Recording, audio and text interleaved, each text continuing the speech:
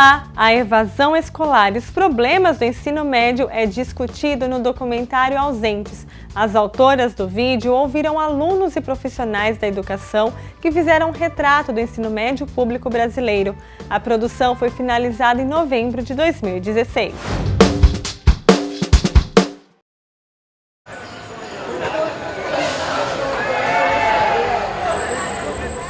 Faz muita falta, porque lá eu distraía a cabeça, tinha meus estudos, eu aprendia bastante coisa agora. Gostava de ir pra conversar com as meninas, dar uns beijinhos, aprontar com os moleques. Depois que eu fui cair na real, né? Nossa, o que eu tô fazendo na minha vida? Minha mãe não gostou muito da ideia, não. Tipo, ela tem até vergonha de falar, sabe?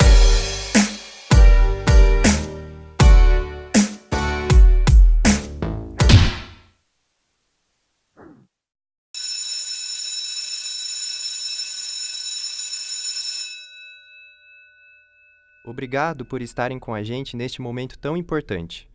Muitos pensam que nós temos o privilégio de estar na escola, mas não é verdade. Muitos de nossos colegas não estão aqui agora.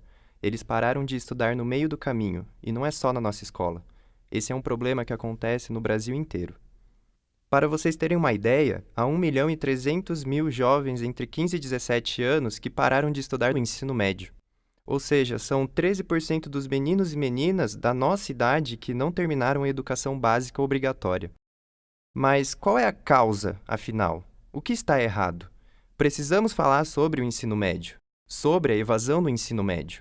E é isso que vamos fazer agora. Prestem atenção.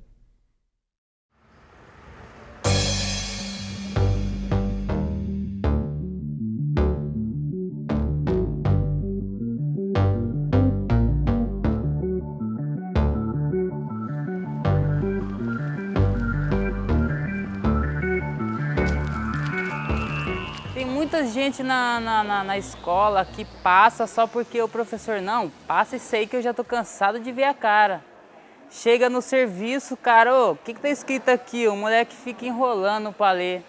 Para mim, a escola pública atual, ela ainda tem alguns casos de divergência de todas as pessoas que se envolvem para com a qualidade do ensino que eles possam oferecer. Então, o que a gente vai percebendo é que, dadas as novas características dos jovens brasileiros, né, o modelo em vigência, né, não atende às demandas nem de formação, nem enquanto pessoa, e também não atende às demandas, né, e produção de conhecimento que vem se acumulando.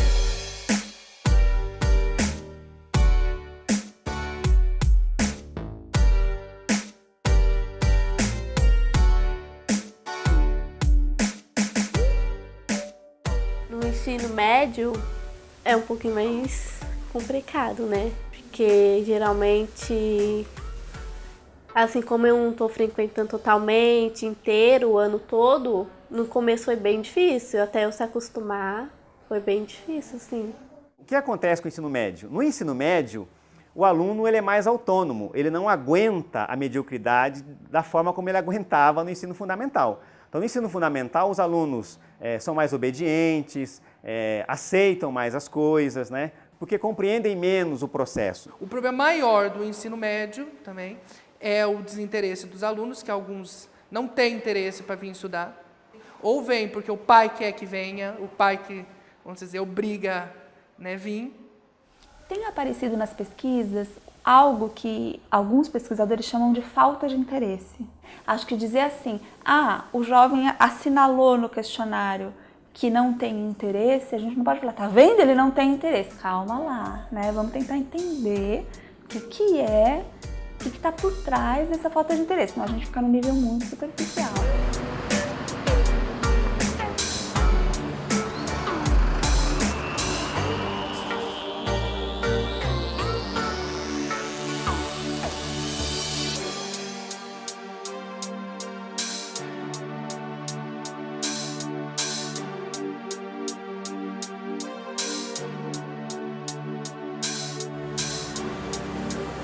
Eu acho que a metodologia da escola, porque ela ainda está muito no tempo antigo. E as coisas não é bem assim, tipo, vai mudando muito rápido e tem professor que não acompanha. Um dos nós do ensino médio público, em especial, é qual é o seu sentido. Eu acho que a gente jamais vai descobrir qual é o sentido e o significado real do ensino médio se não tiver uma participação de toda a comunidade escolar para planejar a escola. Como que você vai falar para um jovem ter interesse em estudar, em se manter ali dentro daquele espaço 4 ou 5 horas, quando na verdade ele tem o smartphone, ele tem a rede social, ele tem os amigos, ele tem outras formas de expressão cultural que nem sempre a escola consegue absorver tudo isso.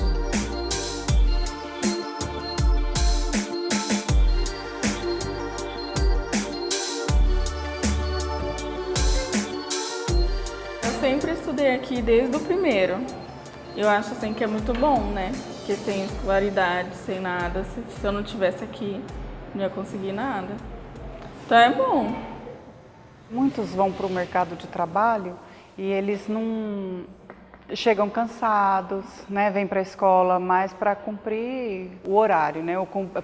Precisam do histórico no final, né? E acabam não se envolvendo muito. Ser professor, assim, é uma entrega, você se doa bastante, você fala bastante, conversa bastante com eles, procura mostrar o lado bom do estudo, né, a importância da escola. Então, é cansativo sim, é uma rotina assim, muito estressante. Os alunos acabam demandando um pouco isso, né, que a escola possa ter esse processo também de suporte, de apoio, né, que possa contar com os professores para poder fazer essa transição, porque o ensino médio também acaba sendo uma transição para um outro momento da vida. Tem uns professores que eu vou com a cara deles, mas tem uns que eu nem vou com a cara, então eu já não faço nada na aula desses professores, eu só fico bagunçando, porque eu só respeito a pessoa se a pessoa me respeitar. É nítido quando você passa nas salas, se você observar, as salas que estão com conversa alta são daqueles professores que não estão nem aí. As salas que estiverem em silêncio, eles estão trabalhando porque eles reconhecem o professor que quer dar aula. Mas o professor que ele sabe que vai chegar e que vai sentar, vai fazer a chamada apenas e colocar qualquer coisa no diário, eles ficam assim na conversa. Os professores são bons, eles ensinam muito bem, explicam muito bem, então as matérias deles não são tão difíceis assim. Qualquer coisa que nós precisar, nós podíamos perguntar para eles mesmos ajudavam nós, não tinha nada de difícil assim. Se você coloca mais estudante por sala de aula, você está deixando a cargo de um só professor para que ele atenda muitos estudantes de uma só vez.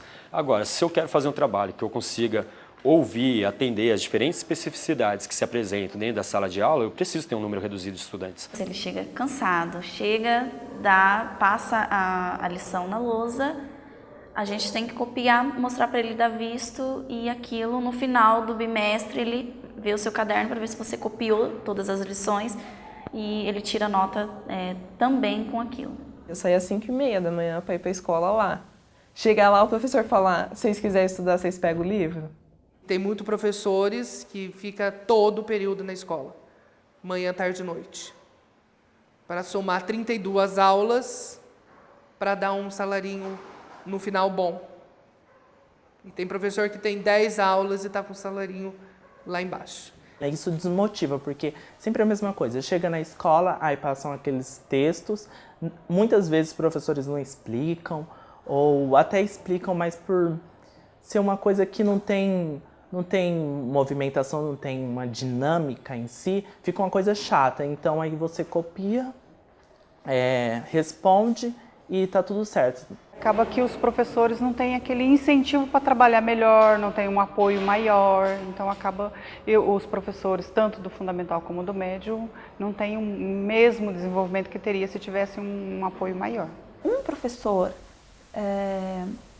que o tempo todo é criticado, que ele é culpado de tudo, que ele não sabe dar aula, que ele não sabe do conteúdo, né? Ele é mal formado, enfim, ele tem trocentas salas de aula e alunos para dar conta, esse professor vai ficando desmotivado, ele vai se sentindo esvaziado profissionalmente.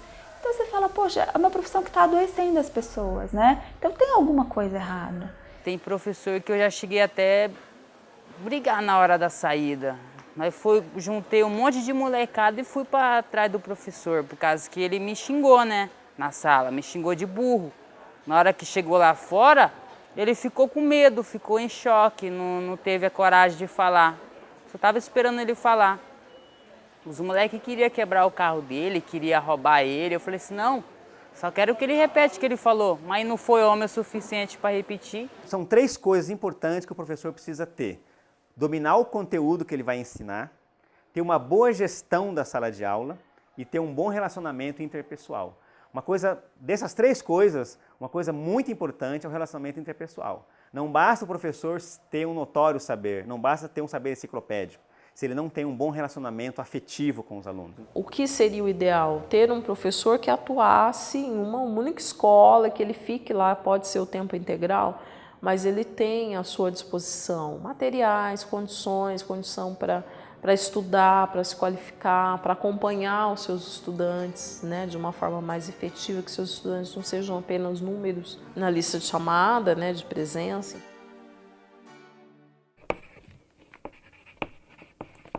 Bem, a evasão é um problema mundial, porque a nossa escola ela está muito superada em termos de estratégia de despertar o interesse do aluno para o aprendizado. A gente entra em contato com o aluno, muitas vezes eles estou trabalhando, não dá para continuar, eu não consigo chegar no horário, então acaba desistindo mesmo. O principal problema hoje do ensino médio é a evasão, né? Eu acho que também a questão dos conteúdos escolares, qual tipo de conteúdo viável, uma padronização dos conteúdos e uma necessidade de que este aluno possa reproduzir tudo aquilo que está sendo passado.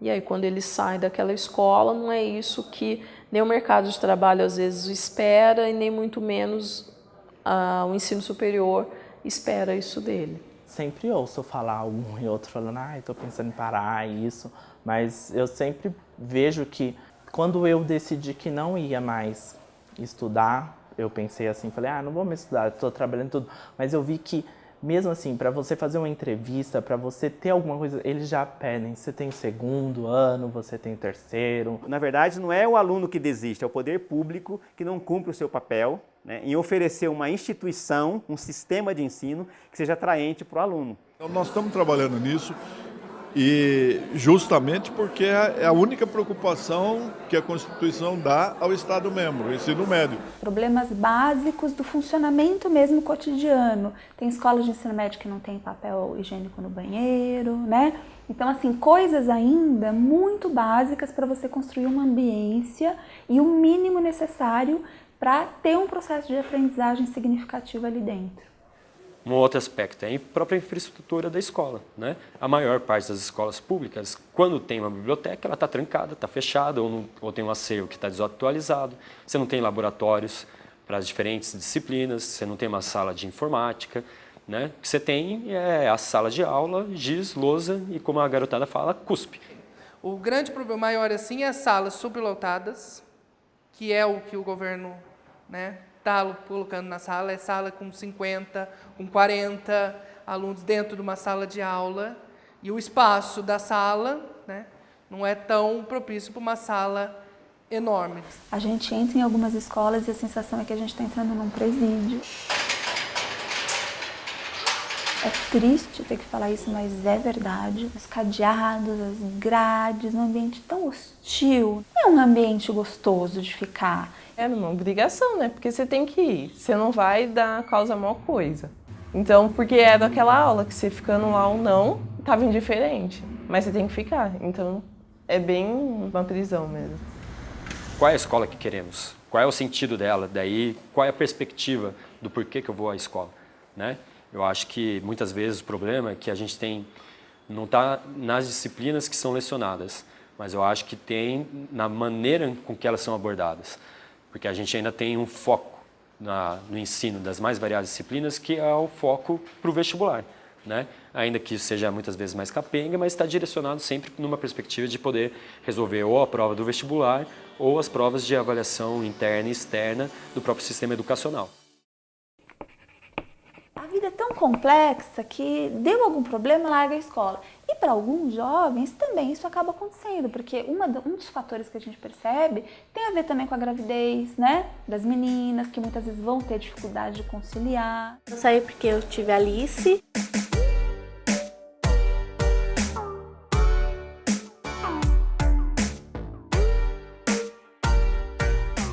Aí, como não dava pra mim poder ir pra escola porque eu não tinha ninguém pra ficar com ela e também a vaga dela na creche não saiu ainda. Aí eu tive que parar os estudos. Amigas que engravidaram, né, não tiveram oportunidade de concluir. Em questão da distância também, muitas pessoas acabam desistindo. E acaba que a gente fica triste, né, pela pessoa ter desistido. A gente tenta incentivar, mas às vezes, na maioria das vezes, a pessoa não acata isso. Sentia, assim, muito triste, né, por mais que ela estava interessada em estudar, mas não estava podendo no momento. Então, eu fiquei muito triste, que eu queria ver ela terminando o ano, para o ano que vem começar um novo ano, né. Mas me contentei em fazer o quê? A gente aprende bastante coisa, então tem como evoluir nos estudos, aprender para poder mais para frente fazer uma faculdade, trabalhar, porque sem a escola, sem estudo, não consigo nem emprego. Tá muito difícil a vida e se não tiver estudo, eu falo para ela, minha filha, se você não estudar, é difícil o emprego. Por que hoje eu trabalho de faxina, de limpeza? Porque eu não tive estudo, não me esforcei, não que a minha mãe não quis me dar, mas eu não esforcei a estudar. Assim, se eu conseguir terminar os estudos e conseguir a creche para minha filha, eu pretendo fazer faculdade sim. Eu moro sozinho, já não tem como eu largar do serviço e ir para a escola.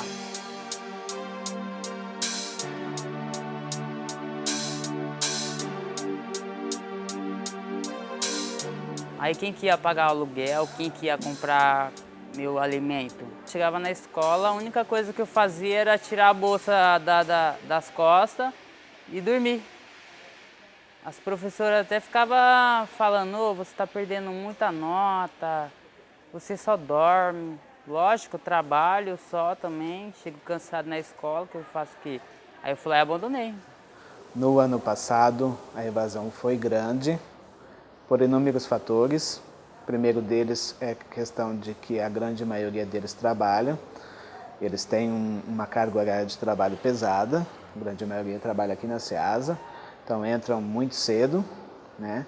Então eles chegam em casa cansados e acabam não tendo coragem ou força para vir à escola. De segunda e quinta, eu trabalho carregando os caminhão, que é pessoa que tem mercado em algum lugar por aí, tem uma loja, eu trabalho carregando os caminhão deles. Você tem causas acadêmicas, do desestímulo do aluno pela escola, você tem causas ligadas à questão econômica, o aluno precisa trabalhar, ele não consegue chegar na escola, por exemplo, o aluno do ensino noturno, ele trabalha no centro da cidade, ele não consegue chegar aqui às 7 horas da noite. Eu trabalho carregando os caminhão deles. E terça, quarta e sexta e sábado eu sou carregador autônomo. Por exemplo, as pessoas compram planta, terra, esses artificiais aí eu carrego no carro deles.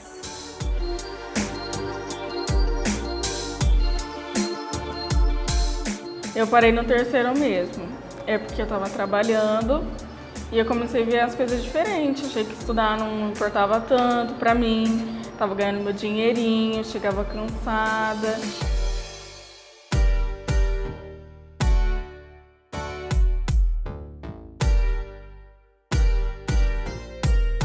Aí não importava tanto assim pra mim. Eu falava, eu vou trabalhar e mais pra frente eu vou atrás de novo. A sociedade respeita quem trabalha, né? Essa é a verdade, né? E não necessariamente respeita muito quem estuda. É curioso isso, né?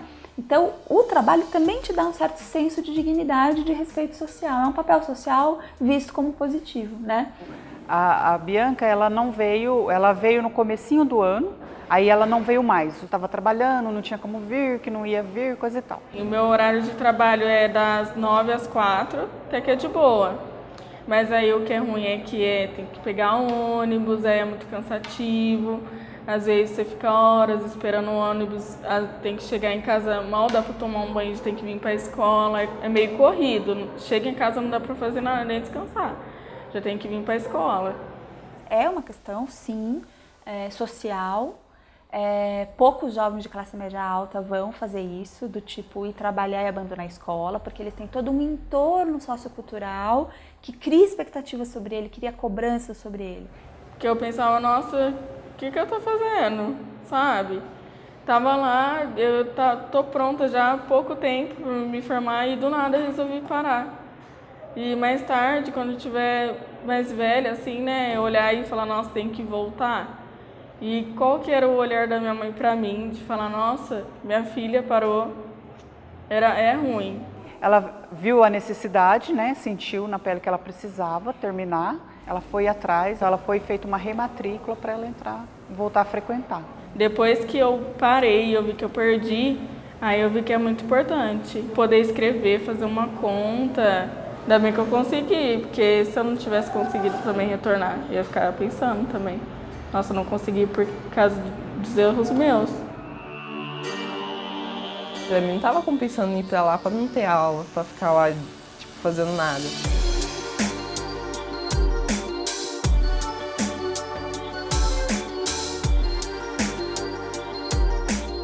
E também porque eu já tô muito atrasada pra estar no segundo ano, já era pra mim ter terminado. Aí minha mãe falou pra mim que eu tinha que trabalhar também. Aí então eu tinha que arrumar algum serviço de alguma forma. E o ensino médio não tinha. Aí foi o que eu fui e resolvi sair. Sair para fazer o supletivo. E às vezes é difícil você conciliar estudo e trabalho. Isso às vezes é um impacto. Outro, teve uma alteração, pelo menos em algumas escolas, e aqui no caso Gomes e Sul, foi dito que para você poder fazer sua matrícula no noturno, só se você já apresentasse a tua declaração de que você estava empregado. Eu deixei a escola. Então, sei lá, é mal visto até pela população. Quando você fala, você parou de estudar. Então, tipo, é ruim, se for ver. Mas foi bom, em outro sentido, porque acelerou a minha vida. Mas, tipo, eu sei que o dia isso daí vai pesar. Quando a própria família também já não vê muitas mais expectativas e acha melhor ele sair e tocar a vida, né? Então, na verdade, é pouco questionado e tem poucas, ou tende a zero, muitas vezes, uma política mais incisiva para impedir a saída do estudante da escola. Porque eu sempre imaginei que eu ia terminar na escola, não no supletivo. Aí não foi tão legal não, mas foi a necessidade.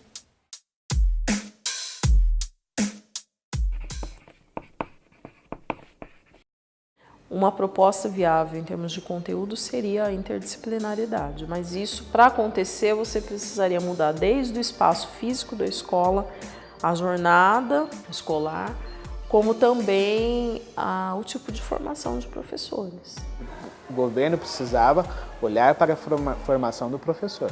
O governo do estado mesmo, até anos anteriores, há 2 ou 3 anos atrás, ele pagava uma bolsa para os docentes efetivos, cursar mestrado e doutorado. Ele cortou essa bolsa. Antes ele fazia várias práticas de formação, de cursos de especialização lato sensu, também não existe mais. Mas é valorização mesmo do professor. Cada dia menos a gente encontra um professor eventual para substituir. Não se acha, não querem, né? Os professores, se tiram uma licença de saúde com direito, por seus problemas pessoais, não tem outro para ficar no lugar. Então teria que ter valorização mesmo, porque senão não tem condições. Vai cada dia ficar pior. A escola não é tão atrativa, né? Então a gente precisa de mais recursos sim para a educação. Porque eles veem tanta coisa ao mesmo tempo, e se a gente ficar naquele método tradicional, só de lousa, giz e ficar falando, não vai chamar tanta atenção do que você está falando. A vontade de um professor é que a educação seja uma educação adequada aos alunos, né? Que a gente consiga ter materiais, recursos adequados para dar uma aula interessante para os alunos. Sala de laboratório, ter psicólogos disponíveis, ter uma orientação com os alunos sobre o mercado de trabalho, sobre profissões, reunir salas de debate para você discutir temas de atualidades, uma preparação para o Enem, uma preparação para o vestibular, focar para o aluno ter uma graduação que ele deseja, porque muitas das vezes o aluno fica desmotivado por causa do ensino. Nós estamos cuidando bem disso, inclusive com o uso de todas as tecnologias da comunicação e informação mais modernas, o uso de smartphone, de tablet, filmes no YouTube, incentivando o aluno até fazer filmes também. Nós estamos cuidando disso, vai melhorar. Eu acho que é um momento da gente tentar afirmar o pouco que a gente tem, que é esse ensino médio aí que vocês estão falando, né? Que ainda não está legal, que tem muitos desafios. A gente tem que lutar para que ele possa se concretizar numa escola de qualidade para todos e não numa meia escola para todos, né? Então acho que a luta tem que ser essa de todo mundo que defende a educação para todos, seja em São Paulo, seja no país.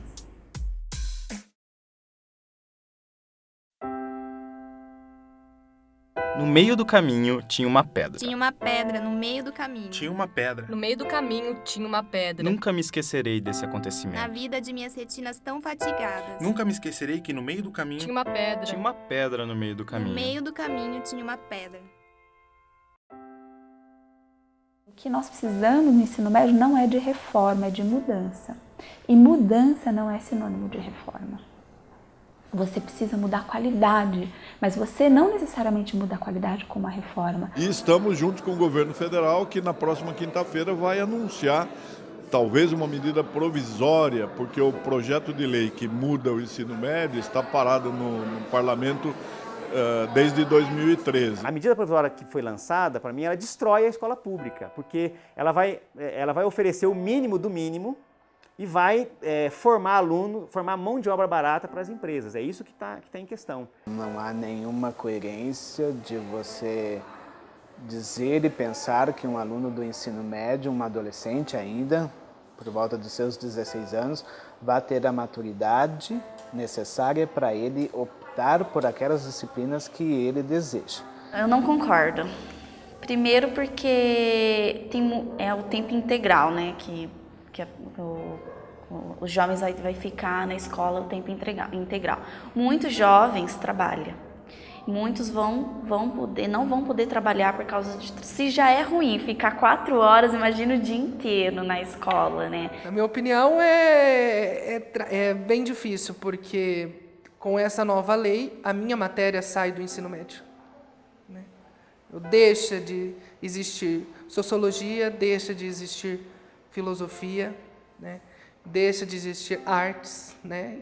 E educação física. Na verdade, o centro que a proposta da reforma do ensino médio fala que é a falta de interesse por disciplinas que não condizem com as expectativas dos alunos ou que não condizem com a área que eles querem seguir, que eu acho que isso é balela, porque inclusive se eles ainda estão numa formação básica, é justamente para eles terem uma formação geral, universal, que carregue consigo o acúmulo histórico da cultura produzida pela humanidade, é justamente para você abrir as suas muitas possibilidades de qual é a área que eu vou querer seguir daí em diante. Essa MP acaba sendo um retrocesso lá no modelo da Lei 5692 de 71, que promoveu a reforma do ensino de primeiro e segundo graus, entendendo o segundo graus, né, tido como ensino médio, um período de você delimitar a trajetória escolar do estudante. Tirar matérias que a gente lutou para conseguir, porque essas matérias de filosofia e sociologia só voltou no Estado em 2007. Então, até 2007 não existia, já tinha tirado, já tinha extinta essa. E aí a gente teve muita luta, um monte de professores lutando para conseguir introduzir de novo a filosofia e sociologia para um governo, né, vir e tirar novamente essa matéria. Porque o objetivo maior do governo, na minha visão, é fazer aquele aluno que só diz amém para tudo. Né? Chacoalha a cabeça para tudo. Porque a filosofia e a sociologia ensina a pensar. E um aluno pensante para o governo, na minha visão, não vale a pena.